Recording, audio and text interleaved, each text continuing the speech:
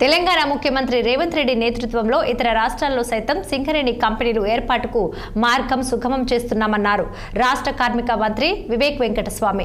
పెద్దపల్లి శాంతినగర్ ఏరియాలో దుర్గామాత మండపంలో అమ్మవారిని మంత్రి దర్శించుకున్నారు.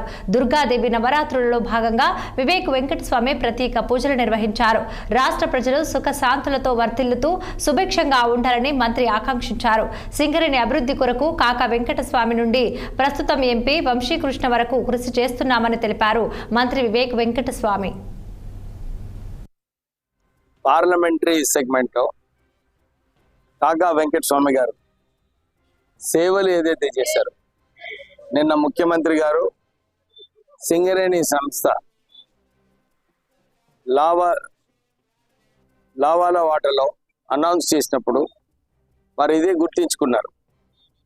1995లో సింగరేణి సంస్థ బిఐఎఫ్ఆర్లో వెళ్ళినప్పుడు అప్పుడు కాకా వెంకటస్వామి గారు 400 కోట్ల రూపాయల ఎన్టీపీసీ నుంచి లోన్ ఇప్పించి ఆ సంస్థను కాపాడుకోవడం జరిగింది.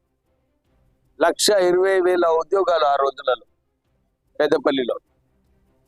పెద్దపల్లి పార్లమెంట్ నియోజకవర్గంలో 1,20,000 కార్మికులు వారిని కాపాడడం జరిగింది.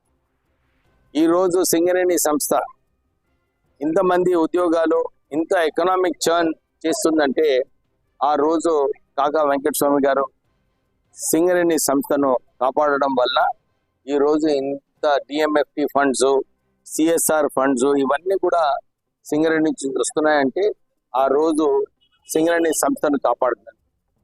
కార్మికులకు ఎప్పుడు కూడా కాకా వెంకటస్వామి గారు పనిచేసేవారు. రామగుండంలో 30,000 పట్టాలు ఆ రోజులలో సింగరేణి కార్మికులకు ఇప్పించింది సంగతి ప్రజలందరికీ తెలిసే. తర్వాత CMPF funds, pension funds coal సెక్టర్లో, ప్రైవేట్ సెక్టర్లో పెన్షన్స్ ఇప్పించడము ఇవన్నీ కూడా కాకా వెంకటస్వామి గారు చేయడం జరిగింది. పెద్దపల్లి ఎంపీ వంశీకృష్ణ గారు కూడా మన పార్లమెంట్లో మాట్లాడి